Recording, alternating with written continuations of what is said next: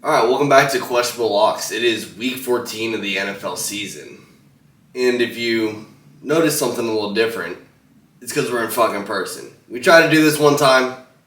We tried to do it. Didn't end up working out. Didn't get uploaded. But we're here. We're getting this one recorded very last minute. We're going to post it up by Sunday morning, the latest. But before we get into this upcoming week's games, go ahead and hit the like button, subscribe, leave a comment, any of the above. Any of the above. Alright, with that being said, it is Saturday, so this is after the Thursday night football game of the Rams and the Raiders. Everyone's so hyped up on Baker Mayfield, but it's against the Raiders, and if it wasn't for 2 penalties, that game would have been over. Yeah, pretty much. I mean, the Raiders honestly were rolling the past few weeks, so I definitely seen them probably taking. I actually thought that they were going to win this game. Not handily, because I'd seen Vegas had the line for this game at 6 or 7.5, and that's just way too close. That's way too close for what this game should have been, so I knew it was going to be funky from the start, but I didn't think that the Rams were actually going to pull it out, but hell, they did. Somehow they did. All right, next up for the first Sunday morning game, we have Vikings-Lions. So the Vikings are actually, 10-2? Yeah. 10-2, and the Lions are 5-7.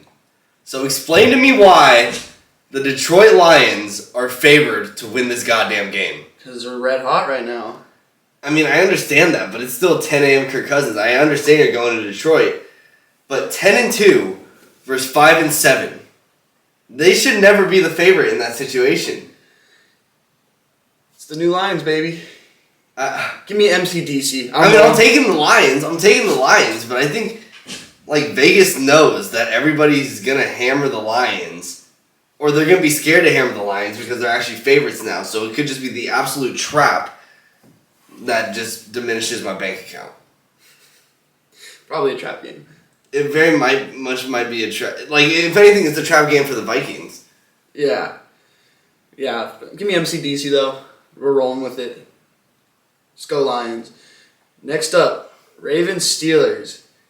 This is also probably another trap game, because you want to say the Ravens easily, but with the way the Pittsburgh Steelers have been playing and Lamar's out. I mean, yes, I understand why you're saying trap, but if anything, I don't think Nick Hundley could just step in exactly and make the Ravens offense produce better than it was with Lamar Jackson. Yeah, and with the way the Ravens have been playing this season, I'm going to go, fuck it, we're sticking with underdogs. We're going Steelers, baby. I don't think the Steelers are the underdog. Oh, are they not? Is this another game where they... No, the Steelers are the favorite. Oh, God. I'm looking at it right there. Yeah, okay, well... Give me the Steelers.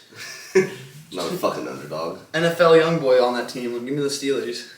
All right, next up we got the Browns versus the Bengals. Joey B. only has been defeated by the Browns so far in his career, and I don't think that's not true. Yeah, you're saying he's only ever lost to the Browns. No, not only, but he's the only team. What I meant was he's the only team in the NFL that he hasn't beat. Yes. Joe Burrow is 0-4 against the Browns. But the way that you said it, you made it seem I realize that now. That the only team that he had lost to is the Cleveland Browns. But this is a different Cleveland Browns team. They have Deshaun Watson now. Has Joe Burrow even played against Deshaun? No, not yet. Well, I mean, because the 2 years he's been in the league, Deshaun's been either hurt or suspended. I don't think he has. Are you sure? I'm not sure. Because Deshaun hasn't played football in 2 years, and... We'll keep going, fucking... And Joe Burrow has only been in the league. Oh, no, this is his 3rd year? Because he got hurt as rookie. Last year went to... So he would have had to play him before. Yeah, I don't think he's played against Deshaun Watson. Either way, Deshaun Watson looked like ass last week. I'm surprised the Browns won, honestly. Doesn't look like it. They just have comparisons. Yeah, I don't think they've played each other, so hopefully Joe Burrow doesn't go lose another game to the Browns and is 0-1 against Deshaun Watson. God, that'd be very tough to go 0-5 against the Browns, especially if it came by the hands of Deshaun Watson, like, it's not like you beat yourself in this game. It's Deshaun Watson actually went out there and balled the fuck out. I doubt it. Dude still looked rusty as hell. No. He looked terrible. It is amazing that they even... I can't believe that they won that game by so much. I could hardly believe that they even won the game. Without Deshaun throwing a touchdown. Yeah, right? That's what I'm saying. He fumbled a touchdown for the other team. Yeah, I don't know. But the thing about that, though, you're 4-0 against... Joe Burrow's 4-0 against the Chiefs, against Patrick Mahomes, and he's 0-4 against the Browns. How do you do that how do you go undefeated against the best team, and you haven't gotten a single win against one of the worst teams? I honestly can't explain that to you. Right? Isn't that like... That's a storyline for you right there. Yeah, can Burrow beat the Browns? I never thought we would be like actually saying that, but 0-4 is 0-4. Yeah, but I think Joey B will pull it out. I think he has a little bit of a chip on his shoulder for this game, so I think he's gonna pull it out. All right, what do you think? I'm going with the fucking It's time for Joe Burrow to get the fucking win. Give me the Bengals. Give me the Bengals. They have to win. The Bengals have to win this one. Especially with Lamar going down, the NFC or the AFC North isn't that strong of a division, so they could absolutely take control of the division within the next couple weeks if they just take care of business. Yeah, it's kind of crazy because I think we had some early season talks where we're like, will this Bengals team even make playoffs? And now they're looking like they could absolutely just run the table again, like how they did last year. Yeah, underdog story, baby. I mean, but they're not exactly underdogs if they were in the Super Bowl just last year. That's true. At least they didn't get hung over like the Rams. I mean, not as hungover, but the Rams did finally get a win. That is true. All right, next up, we got the Jets and the Bills. The Jets are coming in as 10-point underdogs in this one. I mean, I'm going to roll with the Bills, but I could see that Jets defense giving Josh Allen a hard time tomorrow. I just don't think that Jets offense is powerful enough to sit there and keep pace with the Bills. Oh no, with the emergence of Elijah Moore is starting to be used in the offense more and more as well, which is opening up Garrett Wilson. That is true. And you don't have Zach Wilson. Yeah, you got fucking Mike White out there fucking slinging it around looking like he's goddamn Heineke back in 2019. Yeah, sheesh. Yeah, give me the Bills just because, like, it's kind of like... dude, there's a lot of kind of potential trap games this week because this is This is absolutely one of them, and I'm buying into the trap. I'm taking the Jets. Give me the Jets. I love the Jets. I never thought I'd hear you say that. I love the Jets. The goddamn Jets. Fly, baby, fly. That's the Eagles. That's Eagles. Oops. All right, the Battle of Texas coming up next. Texans Cowboys. Ain't no fucking way Texans win this game. No, not a chance. But Davis Mills is going to be back in the lineup starting this week. So, can it be closer? Why not? Could Dameon Pierce show up? Not likely with how good the Cowboys defense has been, but I mean, they are weak against the run. The Cowboys defense is kind of beatable if you could run the ball. Yeah. Yeah, give me the Cowboys, but watch the Texans pull something out their ass. I mean, I'm not going to say that I'll take the Texans to win it all, but what's the spread on that game? Can you read that? Let's see. Minus 2,000 for the... Well, on the one on the left, the number. 17 and a half points. Oh, fuck. 17 and a half points. Give me the Texans on the 17 and a half. That's such a large number. I mean, everybody's expecting the Cowboys to just blow them out the water, but I honestly see this game being a lot closer than it should be. I mean, I know that they just lost to the fucking Browns last week, and Deshaun Watson was terrible, and Dak Prescott is a hell of a lot better. I'm really arguing myself out of it at the same time, but I've already said that I'm rocking with the Texans plus 17.5 because that's just such a big number that I think it's hard to miss that, especially when expectations are so low on you. Yeah, pretty much. Enough said.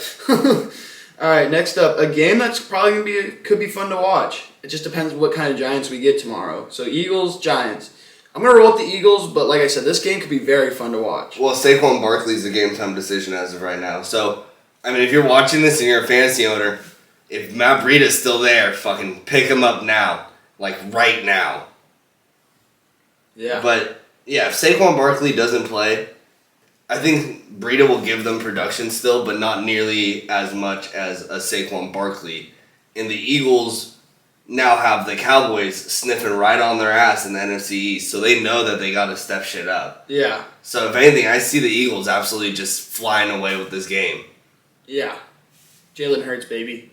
All right, next up, another game that could be fun to watch. Titans-Jaguars. I think this one's actually going to be honestly just going to be a fucking snooze fest. It's an AFC South matchup. Neither team's really that good. I mean, the Titans are the top of the division. They have a winning record, sure. But if they can't get Derrick Henry going, that offense just doesn't exist. And their defense is middle of the pack. Yeah, it's mid. It's not like last year's defense. Yeah, and it's still only the second year of Trevor Lawrence. He's not exactly out here torching teams. I mean, he's not doing bad. He's had good games. He's had games where you see things where you're like, oh, this guy is actually going to be good. Yeah. But I just don't think that he's there yet. Yeah, probably not. But you know what? Screw it. I'm going to take the Jaguars. I'm going to go. The line went away. Oh, well, it's going to be back in a second. But no, I'm rolling with the Titans. Let's see. It's -3.5 for the Titans to win. So I'm going to roll with the Jaguars. Honestly, on the 3.5, I'd probably take the plus on the Jaguars. Take the Jaguars plus 3.5. It's an in-division game. These ones are always weird. I mean, if Derrick Henry gets his legs running and nobody can stop him, and they're at home too. So if anything, I might ride with the Jaguars too. I think Trevor Lawrence is just better than Tannehill. Now that I'm thinking about it, and if Derrick Henry doesn't get rolling, and Trevor Lawrence they're only going to put up like 15 and like 16 points. Trevor Lawrence is still developing too. So and Tannehill, he's done. He's done developing. No, Tannehill is they just drafted his replacement last year. Yeah, but his replacement can't throw worth a shit. Okay, still a rookie. Give him time. But he was able to run the ball. That is true. I think it's funny though how that's a running offense, and Mike Vrabel's like, "Stop running. We need to air it out. Put it on Tannehill's shoulders. That's the thing to do. You want to prove to these fucking shitty podcasters in California that you're not frauds? Fucking have Ryan Tannehill air it out. Why not? When you have a freaking nature in the backfield named Derrick Henry. Yeah, King Henry, baby. All right, next up, Broncos country. Let's ride against the Chiefs. We are not fucking riding. No. Get me off this horse right now. I am terrified of fucking horses. I was just kidding. Give me the Chiefs. They're gonna fucking mollywop the Broncos. Yeah, I don't care what the number is. The Chiefs by over 20. Yeah. If Russell Wilson scores a touchdown in both halves, I think that might be the most that he's done in a game. Yeah. And you just can't beat the Chiefs at that rate. Yeah, no, and it's still. I think that's still Russell Wilson. If he doesn't throw 3 more touchdowns this season, which might happen, he would have more bathrooms in his house than touchdown passes this season. Wait, how many fucking toilets does he have at his place? 12. What the fuck? There's no need to have that many one for every day of the week, and then you have specific ones for, whatever. You have your mud bathroom, you have the one that, after a rough night you go yakking, you have your one with the extra. Okay, I was going to say, can you even name a thing to do in each one of those bathrooms?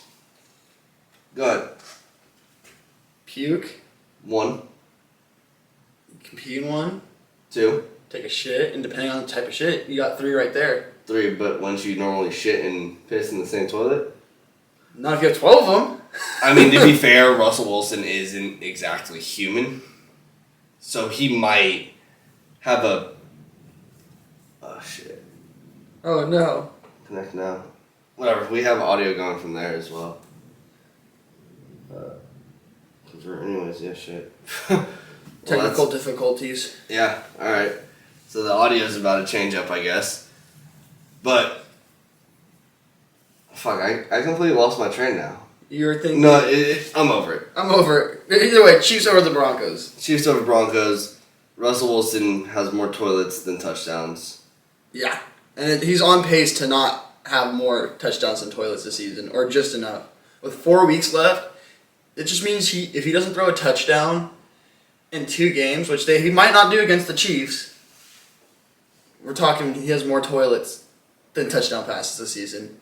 Yeah. Which proves how fucking dog shit either he is or the Broncos. I think it's more on him. Yeah, probably. I still can't believe he beat the Niners earlier this season. Jimmy Garoppolo beat the 49ers that game. Yeah, that is true. That is very true. All right, next up, Panthers, Seahawks. Give me the Hawks. I hate rolling with them, but give me the Hawks. Yeah, it's going to be the Seahawks. Geno Smith's a quarterback. He still hasn't written back. Oh. He still hasn't written back yet. He still hasn't responded. But I mean, as far as as our team being in the NFC West, I kind of hope they lose this game just so it gives us a little bit of breathing room. But I mean, but as long as we win, it doesn't matter. Yeah, exactly. We just have to keep winning. If we just keep winning, it doesn't matter. I mean, I'm taking the Seahawks on this game, but that leads us right into the next game of the Buccaneers versus the 49ers. And all I'm saying is, Tom Brady has been in the league longer than Brock Purdy has been alive. Yeah. This is Tom Brady's 23rd season in the NFL. Brock Purdy is 22 years old. Yeah, Brock Purdy was born right after Tom Brady's first Super Bowl, I want to say. Or no, his last game at Michigan. That's what it is. Oh, okay. Brock Purdy was born right after his last game at Michigan. Wait, what? Because if Brady's been in the league for 23 years, and he's only 22... It means Brady got drafted right after Purdy was born. Okay. But either way, Brady's been playing football longer than Purdy's been alive. Literally, he can say that to Purdy. Yeah, that's true, but does that mean that I'm not going to take the 49ers? No. Am I probably still going to bet on Brock Purdy to have 2 passing touchdowns this game? Probably. I was at the Dolphins game last week. He looked good. It honestly looks like Kyle trusts him too. That's the thing. Oh yeah, he does. I mean, for Mr. Irrelevant, I just hope that he doesn't turn into C.J. Beathard and Nick Mullins, where they have that one good game and everyone thinks he's a guy, and then he's dog shit after that. Okay. But to be fair, I've been saying Brock Purdy over Jimmy Garoppolo since the preseason. That is true. I've been saying it. And now that I'm seeing him play, I mean, he made mistakes, don't get me wrong. He made mistakes. But for his first game, that's expected. He's a rookie. Yeah. And then, but to do it against a team such as the Dolphins, who have been an absolute force to fuck with in the AFC, I mean, and the addition of Bradley Chubb to their defense has made their defense even better. So for him to look at least semi-decent against a team such as the Dolphins, it's got me excited to see what he could do for the rest of the year. And he looked fucking solid when I was there. He looked comfortable. He made a couple throws that I was like, Jimmy could never. Jimmy would never make that throw. Jimmy can never move around the pocket like this. Yeah, no, and there was a couple where he took a couple shots and completed passes on those plays, and that's something Jimmy Garoppolo would have missed on. No, he absolutely handled pressure very well. He's calling me. Potential spam, thanks for calling me. You ruined the video. Damn it. Alright, so yeah, I think it's pretty clear. We're both riding with the 49ers. It's Brock Purdy time in the Bay Area. And what does this mean? If he does good and somehow leads us, I don't know. Then it's an open quarterback battle for next year. Yeah. It's going to be Brock Purdy, Trey Lance, and if they want, Jimmy Garoppolo.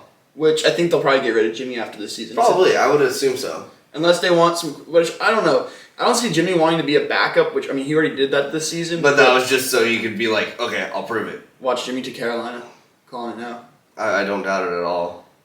Yeah. I was talking to my nephew, and I was talking to him, he's like, we're going to get, what's the dude's, C.J. Stroud.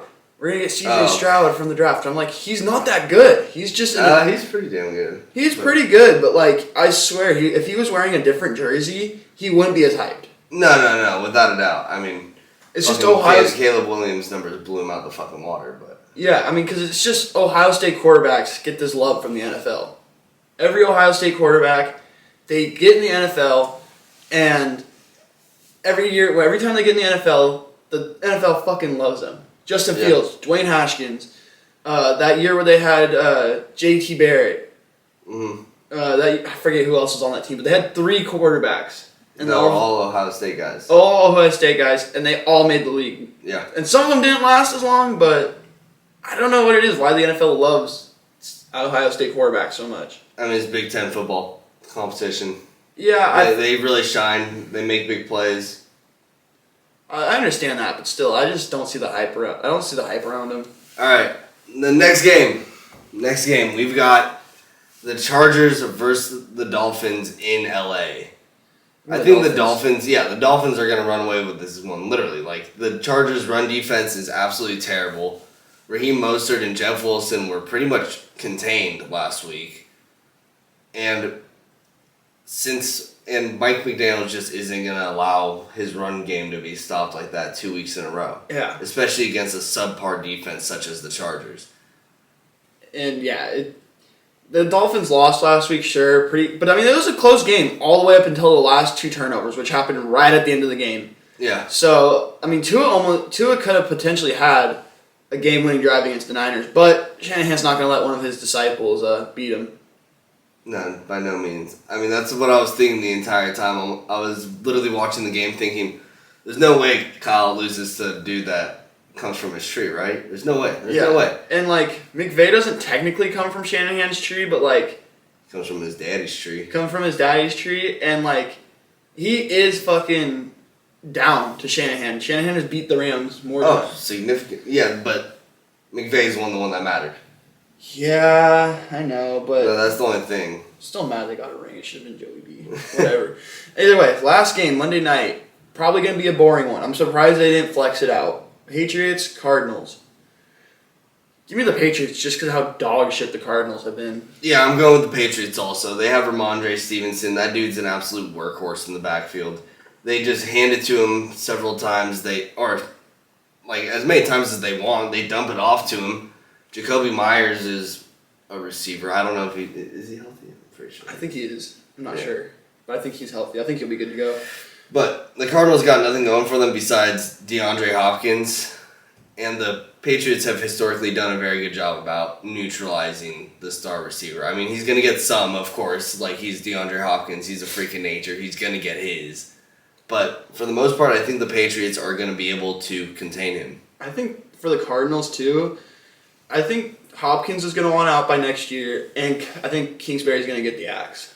I don't doubt that at all. Because, I mean, sure, people keep saying, Cliff has this big contract, whatever, but we've seen the Cardinals hire a guy and then cut him after 1 year. No, I've believed this for years. Kingsbury is a fraud. He was a 500 coach in college. He got the job because he's a decent-looking white dude that, looks good in front of a camera. And somehow... And, he gets credit for Patrick Mahomes. Yeah, he didn't do shit with Patrick Mahomes. Mahomes wasn't Mahomes in college. That's what I'm saying. How do you have Patrick Mahomes and be a 500 team? Yeah. And lose to fucking Baker Mayfield. I mean, that Oklahoma team, those 3 years where Oklahoma was just Lincoln Riley had that program dialed. Yeah. I mean, they almost had 3 back-to-back-to-back Heisman Trophy winners. If it wasn't for Joey Burrow, Jalen Hurts was the front runner-up. Yeah, he was. So, and what do you know? Lincoln Riley, he's going to have himself another Heisman winning quarterback. Yeah, Caleb Williams this year out of USC. Yeah. The awards tonight, I guess. Yeah, it's literally in a couple hours. I'm just going to say now, Caleb Williams is winning it. This isn't going to come out till the next day, but Caleb Williams is winning the Heisman. Yeah, and it could have been if C.J. Stroud beats Michigan, it probably would have been more of a race. But considering it would have been. I think it would have been Stroud then. Yeah, but he sucks. No, I'm just kidding. But I honestly, if we're gonna talk about college football real quick, I don't think the Ohio State should be in there. I don't think it should be Alabama or Clemson either, but... Who do you think it should be then? I forget what the team is, but... USC. USC should be in there. If they didn't lose to Utah twice, USC would have been in. And I understand why they're not in, because they lost to Utah twice. Yeah. But still, I think it would have been more interesting of a playoff if USC's in there. I don't know.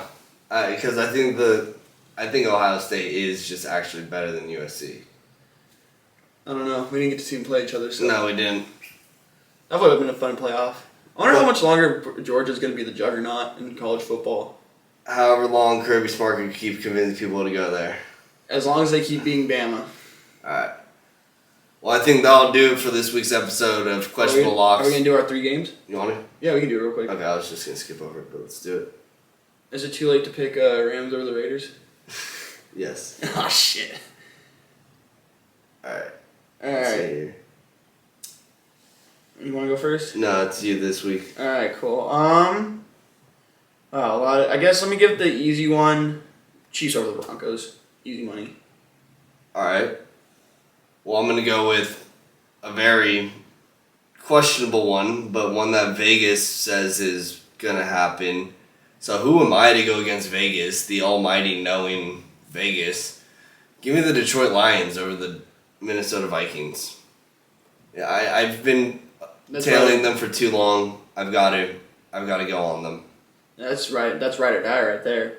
All right, give me Cowboys over Texans next. All right. In that case, give me the Eagles versus the Giants, especially with Saquon Barkley being questionable with a neck injury. There is a very good chance that he doesn't even play, and the Eagles just shit all over the Giants. Yeah. Dude, imagine Eagles, Bills, Super Bowl. Oh God, whatever city that's in, it's getting destroyed. That city is going, yeah. And it's going to be half destroyed pregame, and whoever loses is going to burn that city to the ground. Oh yeah, no. The other half of the city is going to be on fire. Yeah, it's literally. Oh God, we can't let this happen. Anyways, my last pick. Give me the 49ers over the Buccaneers. 49ers over the Bucks. Okay. In that case, I will take Cowboys over the Texans. I already took that. Fuck, you did. You did.